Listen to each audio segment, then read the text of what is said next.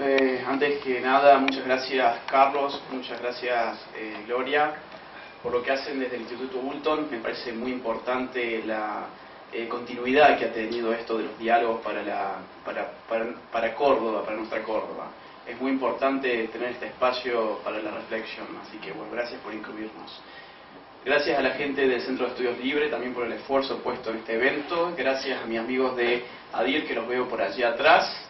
Gracias al gran Sofanor, mi gran maestro, por estar aquí. Y bueno, vamos a pasar entonces un poco de lo que son las cuentas a los cuentos, ¿no? Que en definitiva la política es un gran cuento. Y qué mejor que empezar entonces esta charla con una anécdota mía, ¿no? Que la viví hace un año y medio más o menos. Yo estaba en Estados Unidos en una cena con César Vidal, el hombre que tradujo el libro negro de El Comunismo. No sé si ustedes lo conocen, es un ladrillo de unas 1400 páginas más o menos, libro importantísimo, que llega a la conclusión de que el saldo en número de víctimas del comunismo en el siglo XX fue de 100 millones de víctimas. Entonces la pregunta mía a él en esa cena, la verdad que después con su respuesta me sentí un poco tonto, y después la pensé un poco más y me parece que no había estado tan tonto. Mi consulta es ¿por qué el comunismo, habiendo tenido 100 millones de víctimas, no había recibido el mismo juicio histórico y moral que recibió el nazismo, que había tenido, bueno, según otros cálculos, 6 millones de víctimas, ¿no? Y él me dijo, esto es muy simple, de ahí es que yo me sintiera tan tonto, porque yo pensé que estaba haciendo una buena pregunta.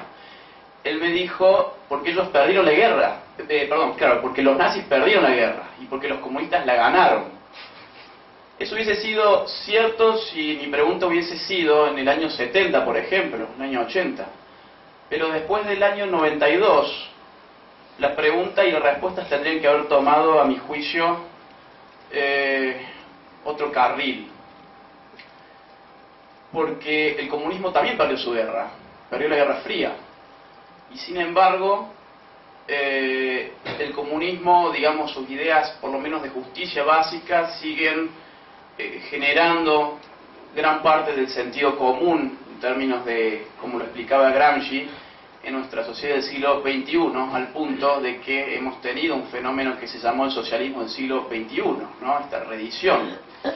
Y lo que pasa es que en verdad la izquierda no ha sido juzgada ha sido juzgada por sus presuntos buenos fines y no por sus comprobados desastrosos resultados. Ese es el gran problema. Nunca han sido sometidos a un juicio histórico y moral.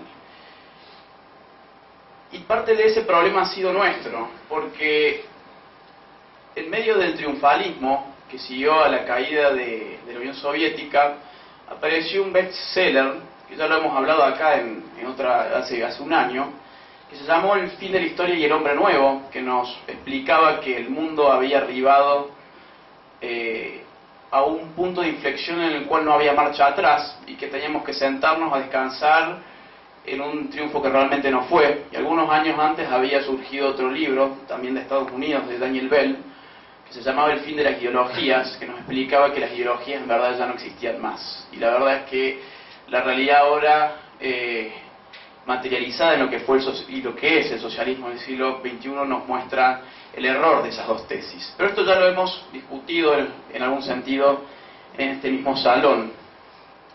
Lo importante al hablar del cambio, ya que esta charla se llama La Argentina del Cambio, es entender que los estados no son autónomos respecto de el espacio y el tiempo. Los estados están insertos en regiones que a su vez están insertas en el mundo y están insertos también a su vez en contextos históricos bien específicos.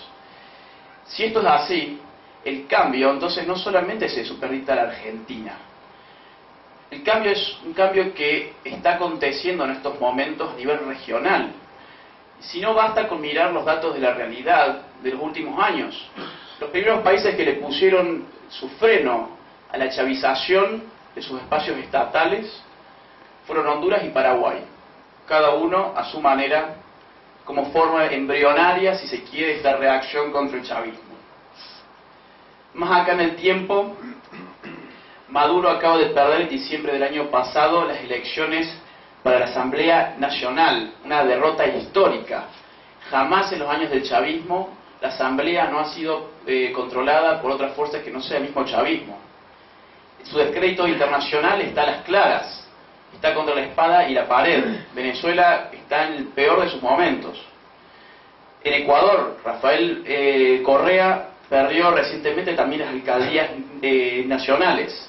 Evo Morales, en febrero de este año, en Bolivia, perdió el referéndum que lanzó para habilitar su cuarta reelección.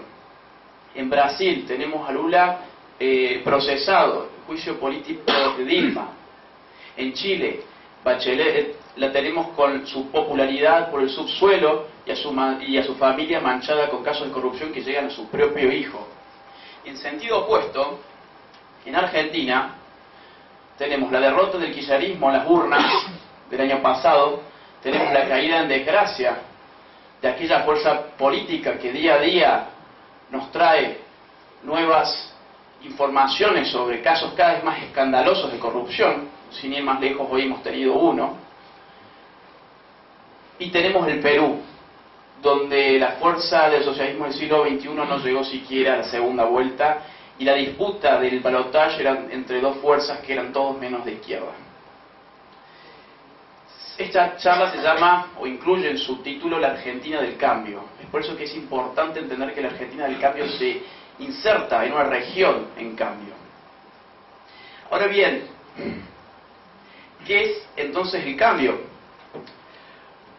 Nos concentremos en esta palabra y tratemos que de esta breve charla salgan reflexiones que tengan alguna validez para cuando nos volvamos a ver. Tenemos la oportunidad de encontrarnos acá máximo dos veces por año, así que voy a tratar que esta charla no sea, digamos, como un programa de política que lo podemos ver todas las semanas por la tele o por internet, sino que podamos arribar a conclusiones que excedan, digamos, la lógica de la arena política que cambia día a día. ¿Qué es el cambio? La modernidad ha traído una serie de procesos de especialización que se han manifestado también en las ciencias sociales. Hemos empezado a dividir desde hace por lo menos 2 siglos la realidad del hombre en economía, en política, en sociología, en antropología, en filosofía, en etnología, etcétera, etcétera, etcétera. Y eso, bajado a nuestra concepción cotidiana de lo que significa la realidad social, se cristalizó como una división a rajatabla de los campos económicos, políticos y culturales. Tenemos esta idea de que la política, la cultura y la economía operan en esferas relativamente autónomas o en algunos otros casos exacerbadamente autónomas. Eso es fácil de comprobar viendo, por ejemplo, cómo se dividen nuestros programas de la tele, cómo se dividen las secciones de los diarios, economía, política y cultura. Esto es un recurso interesante en términos analíticos, pero nos puede traer algunos problemas si pensamos que la realidad social se da de esta forma. La realidad social es un poco más compleja porque las esferas no están divididas entre sí, sino que están superpuestas, se interrelacionan, conforman un sistema interdependiente que nos sugiere que hablar de cambio no puede desprenderse de la necesidad de arribar a esas 3 esferas al mismo tiempo y con la misma fuerza. Esto no es nada nuevo.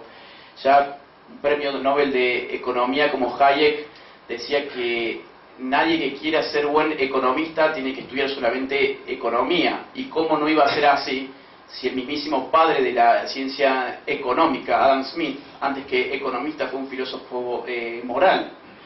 Alexis de Tocqueville, quizás el padre de la politología, encontraba en las instituciones democráticas de América del Norte no otra cosa que rasgos de la cultura de América del Norte. ¿O qué decir del propio Alberdi y lo que escribió en las bases? Su interés por una cultura específica y por un régimen político específico para propulsar el desarrollo económico. Esos hombres entendían esta interrelación que, a mi juicio, el gobierno en estos momentos difícilmente la esté entendiendo. La palabra cambio estructuró discursivamente la victoria electoral de Macri. Tanto es así que los argentinos lo que votamos fue en definitiva un cambio. Tanto es así que la coalición que votamos se llamaba Cambiemos. Cambiar en términos analíticos podemos dividirlo como sigue. En política, dejar atrás el populismo para reinsertar la república. En economía, dejar atrás un modelo basado en consumo para traer un modelo basado en la inversión. Y en cultura, dejar atrás una mentalidad estatista para reinsertar el desafío de vivir en libertad.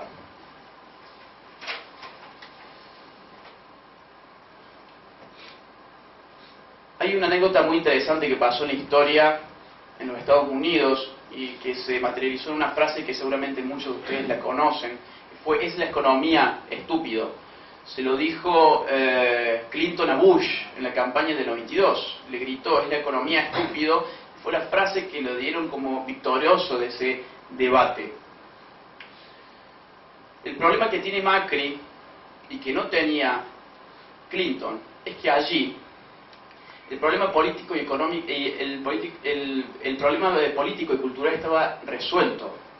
Allá era el problema de la economía estúpido, porque tenían una cultura de la responsabilidad, del trabajo, una cultura adulta, digamos, y tenían una república con instituciones fuertes. Acá no tenemos ni la una ni la otra. Es por eso que lo que necesita Macri es en este momento alguien que, como Clinton a Bush, le diga, es la economía, la política y la cultura estúpido. Pero la tragedia de esta historia es que los cambios de la cultura suelen llevar mucho más tiempo que los cambios de la economía, y también son mucho más intangibles. La cultura no tiene fórmulas, no tiene gráficos, no tiene leyes. La cultura está al margen de la legalidad. Y respecto a sus relaciones con la política, la cultura tampoco da votos. Ese es por lo menos no al corto plazo. Aristóteles decía que hacía una distinción entre el ser en acto y el ser en potencia. El ser en acto es lo que la cosa es, una semilla es una semilla. El ser en potencia es lo que puede llegar a ser, una semilla puede llegar a ser un roble.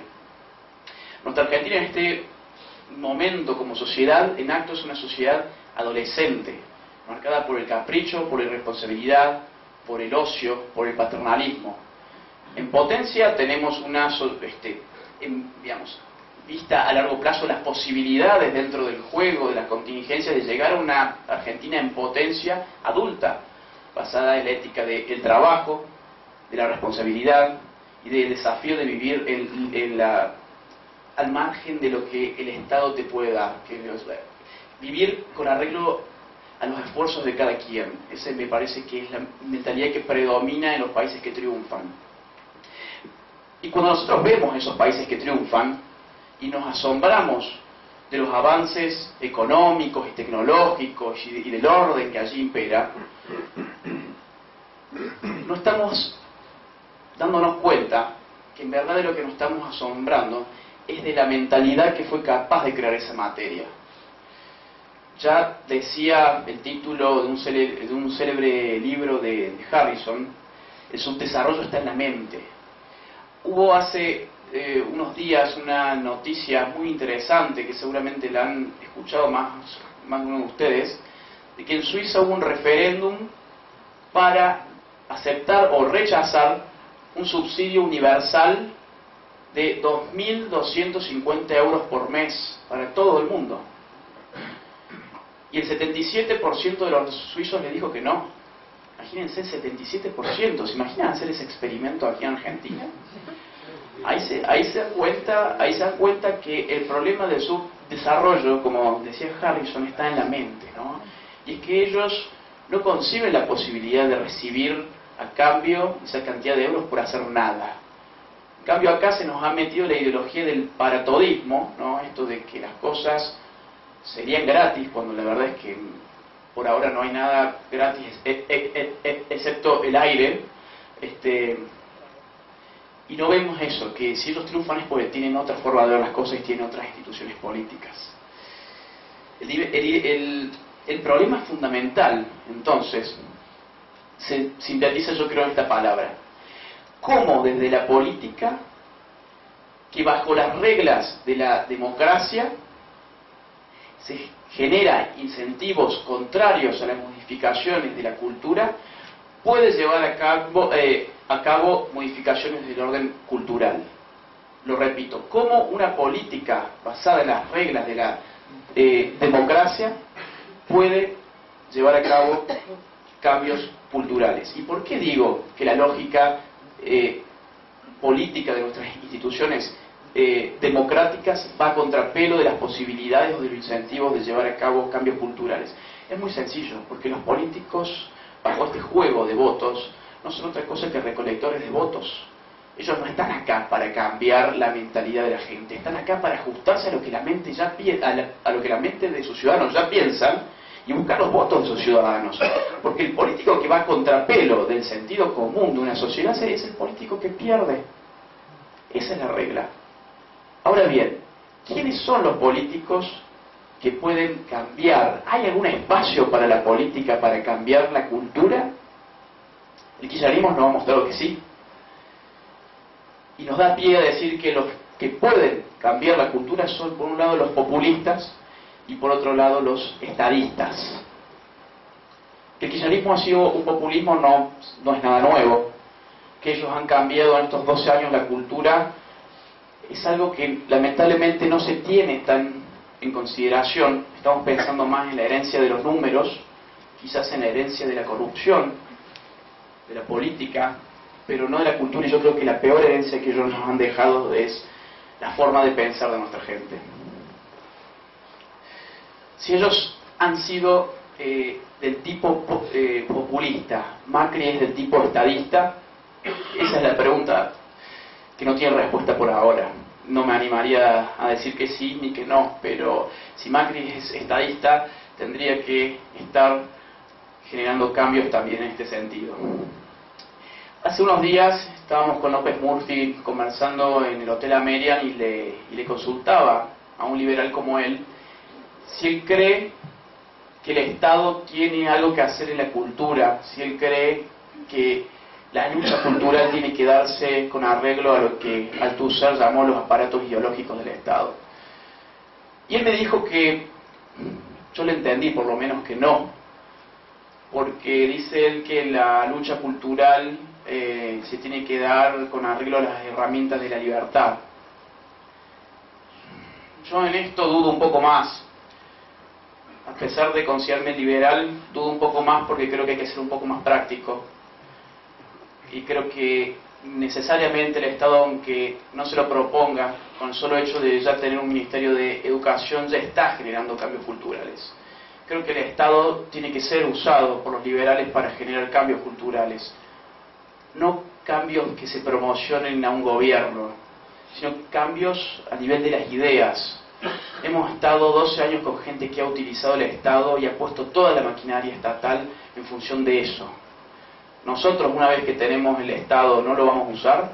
Esa es la gran pregunta, ¿no? Tengo mis dudas, pero como yo me inclinaría a pensar que la utopía libertaria está bastante lejos como para prescindir de esto. Y fíjense los ejemplos del día a día, ¿no? De cómo el Estado crea cultura.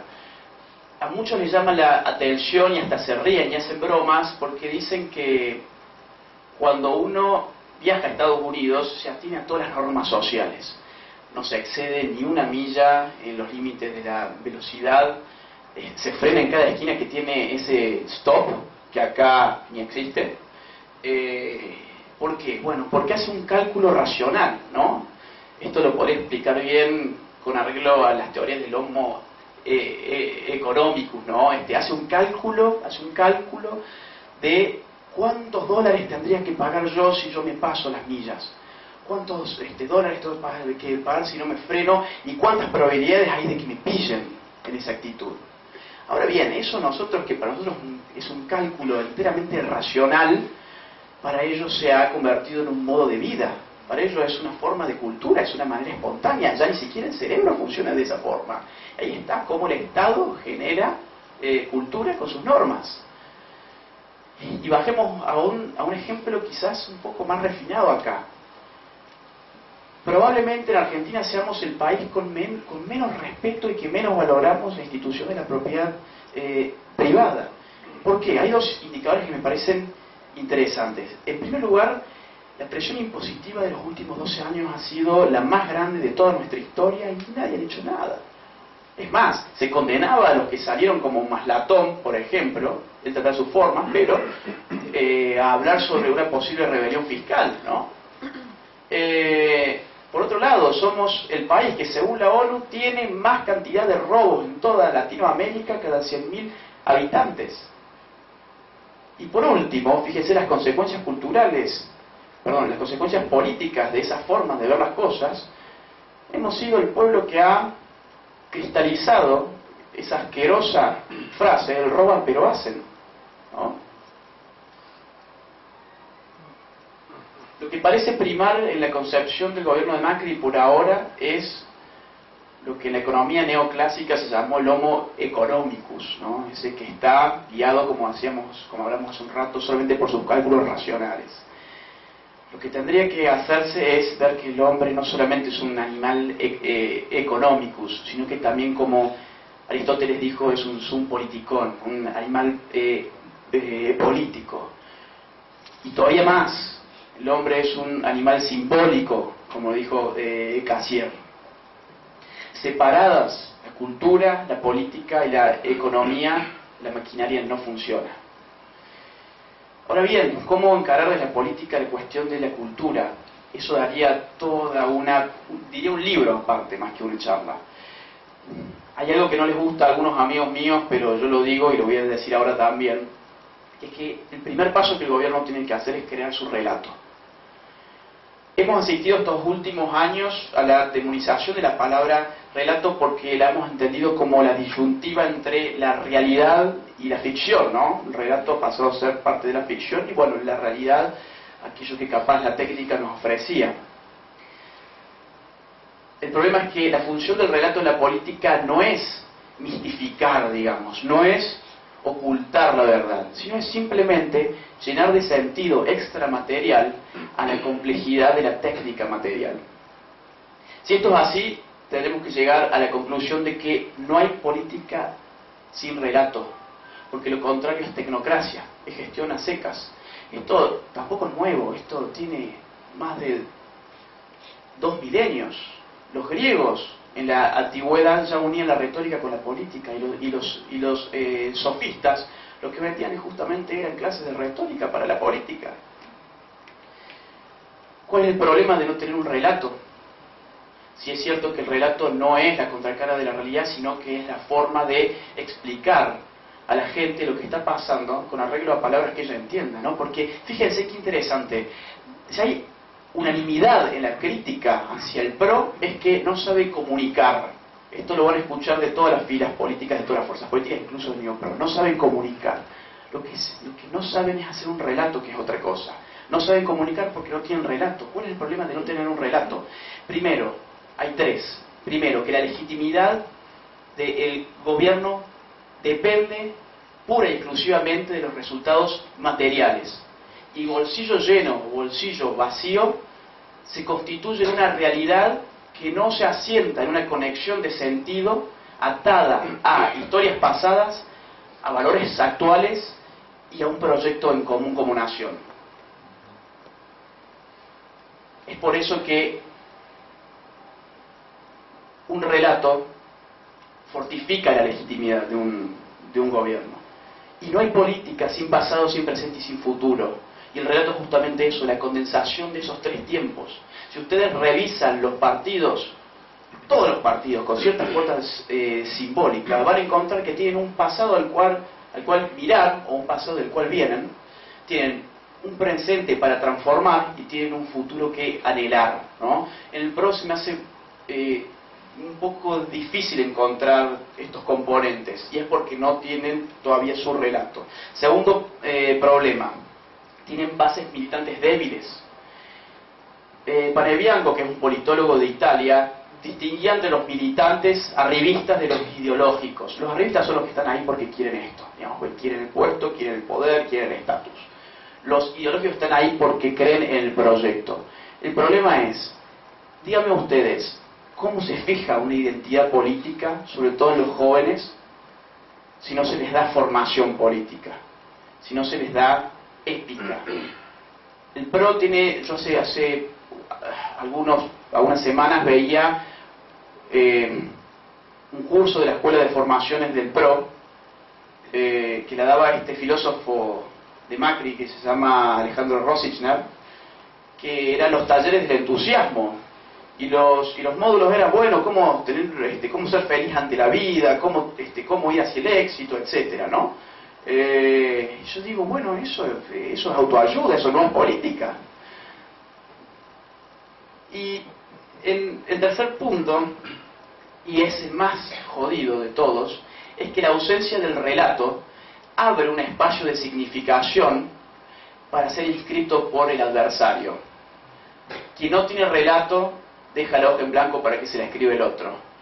Y así como hablamos del presente, del pasado y del futuro, los que están escribiendo el relato de Macri son los otros y están diciendo que el pasado de Macri son los 90, el presente de Macri es el caos, el ajuste, y el futuro de Macri es el helicóptero.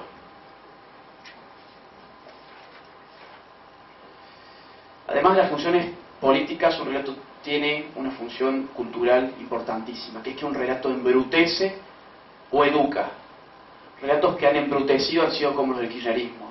Relatos que educan, por ejemplo, son el de por ejemplo, Lari, el de Carrió, ¿no? Es una mujer que yo no estoy 100% de acuerdo con ella, en muchos puntos no coincido, pero es una política que con sus relatos políticos ha llevado educación.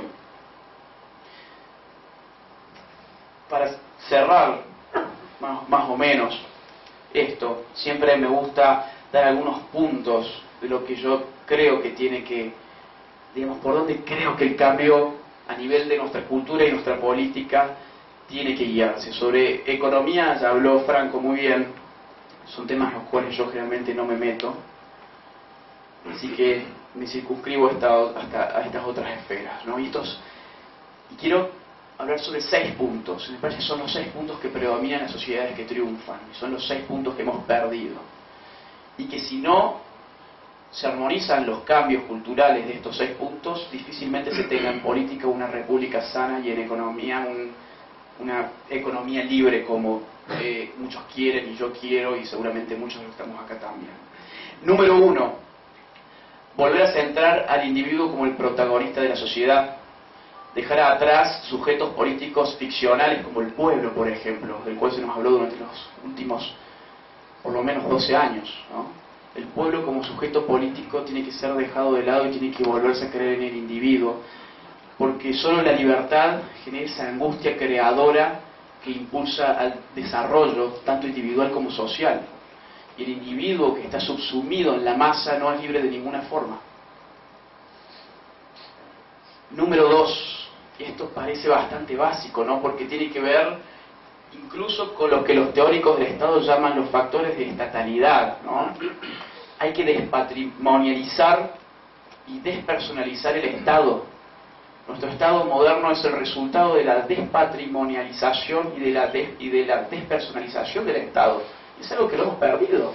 Si Luis XIV decía el Estado soy yo, lo que los populistas nos han dicho es el pueblo soy yo. Yo digo, ¿por qué? Porque yo digo que es el pueblo soy yo, y el Estado es mío. Lo que tenemos que empezar a tomar es conciencia de que el Estado y el gobierno son cosas que no son idénticas.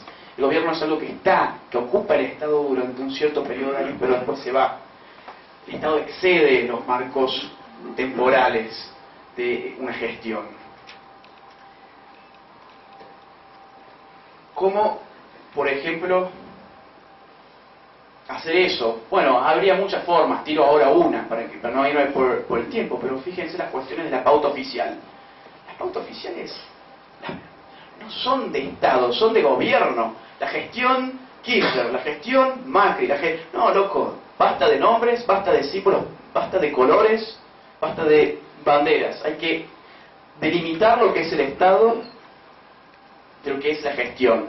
Y un buen inicio podría ser, si no directamente, sacar toda pauta oficial, que desde mi punto de vista, si quiere utópico, sería un objetivo de máxima.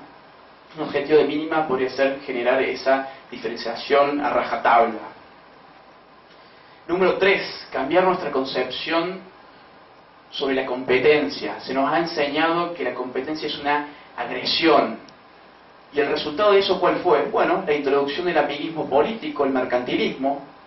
Esto que los que triunfan en verdad son los amigos del político con la excusa de que no pueden lanzarse al mercado porque pierden. ¿Y quiénes son los que pagan? Los consumidores, con peores productos y productos más caros encima.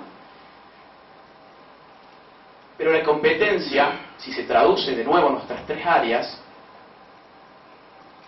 en economía sería el capitalismo. Un liberal de izquierda, digamos, como John Rawls, ya encontraba en su teoría de la justicia que lo que distinguía el capitalismo de cualquier otro sistema era la competencia. En política, ¿qué es la competencia? La democracia. Y en cultura, ¿qué es la competencia? El pluralismo. Son las tres cosas que han mancillado por lo menos estos últimos 12 años. Es por eso que es tan importante dejar de ver la competencia como una agresión, sino como a nuestro competidor, como aquel que sienta las bases para que yo mismo tenga que superarme. Es el desafío de mi autorrealización, de mi mejoramiento, tanto para mí mismo como para lo que ofrezco en el mercado. Si podemos empezar a ver así a nuestros, digamos, al fenómeno de la competencia, yo creo que estaríamos en mentalidad mucho más cerca de los países que son ricos, de los países que están en el primer mundo. Número 4, y ya vamos cerrando, el criterio de justicia. La justicia desde hace mucho tiempo se dice que es dar a cada uno lo suyo. El gran problema de esa pregunta es, ¿qué es de cada quien?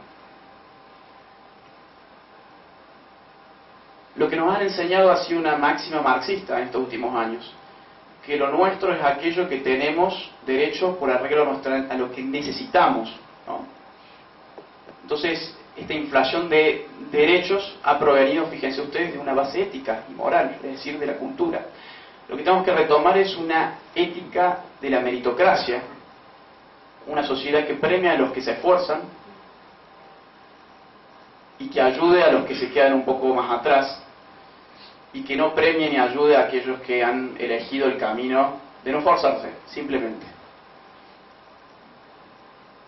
De esta forma, con estos nuevos pilares éticos, podemos dejar de ver al mercado como un monstruo, que es también lo que se nos ha enseñado durante estos años, y empezar a ver como lo que realmente es. El mercado somos nosotros. No hay nada allá afuera como un bicho que se llame el mercado. El mercado somos los hombres de carne y hueso que interactuamos todos los días, desde comprando un chicle, comprando una casa o poniendo acciones en alguna empresa. Eso es el mercado. El mercado somos hombres de carne y hueso, pero lo hemos perdido de vista, bueno, por toda esta insistente batalla cultural que ha dado la izquierda.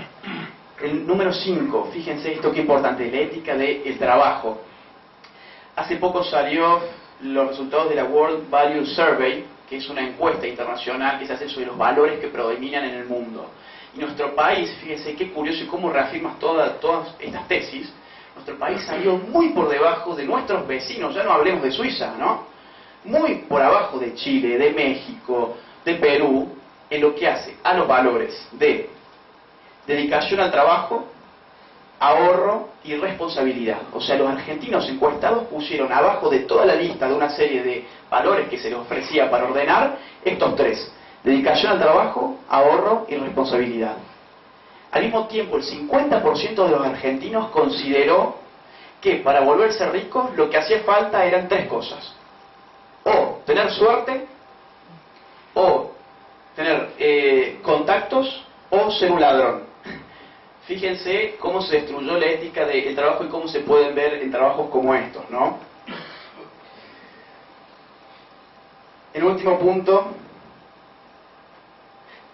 perdón, antes, una cosa, fíjense la modernidad que hay atrás de la ética del trabajo, ¿no? Y cómo nuestra mentalidad está anclada antes de la modernidad. Basta leer a los clásicos griegos, ¿no? Que ponían no al trabajo, sino a la contemplación como la virtud. Por ejemplo, Pitágoras, cuando hablaba sobre los Juegos Olímpicos, él consideraba que los realmente virtuosos de ahí no eran los que competían, porque competían, ni los mercaderes, porque llevaban su comercio, sino los espectadores, porque simplemente miraban. Fíjense quién estaba en la cúspide de la sociedad imaginada por Platón en la República, el filósofo rey, el que contempla. Y fíjense, Aristóteles, cuando habla sobre la felicidad, no cabe en su mentalidad encontrar el productor entre el sujeto, que es posible de acceder a la felicidad, sino aquel que solamente está libre de todo, de todo esfuerzo físico y que solamente se dedica a la contemplación. En sentido opuesto, Alberdi, en 1852, en sus bases, ya empieza a hablar de las virtudes de la ética del industrial. Fíjense, Alberdi nos trae la modernidad que la dejamos atrás. Y el último punto, la cuestión del tiempo favorito de los argentinos, nuestro tiempo favorito. En política no hay 3 tiempos, hay 4 tiempos. Hay un pasado, un presente y 2 futuros. Un futuro razonable, lógico, esperable, calculable, y un futuro escatológico, un futuro utópico. El fin de la historia del marxismo fue un futuro utópico. El futuro que veía el kirchnerismo era utópico, porque era la realización del pueblo, ¿no? Nosotros, durante mucho tiempo, durante estos últimos 2 años por lo menos, hemos puesto nuestros ojos en ese futuro utópico de la realización del pueblo, en contra del imperialismo, etc. Y otro ojo lo hemos puesto en los años 70. Pero no como quien aprende de la historia, que esa es la función de la historia, aprender de ella para mejorar día a día, sino que hemos puesto nuestros ojos en los 70 con la intención de reeditar los 70, de traer esa épica a este nuevo milenio. Entonces, nuestro sexto punto es poner los ojos en el presente, usar la historia como guía y unirnos en un proyecto común de un futuro realizable. Esta charla se llamaba Apuntes de la Argentina del Cambio. Sobre el cambio creo que es todo lo que puedo hablar ahora. Gracias.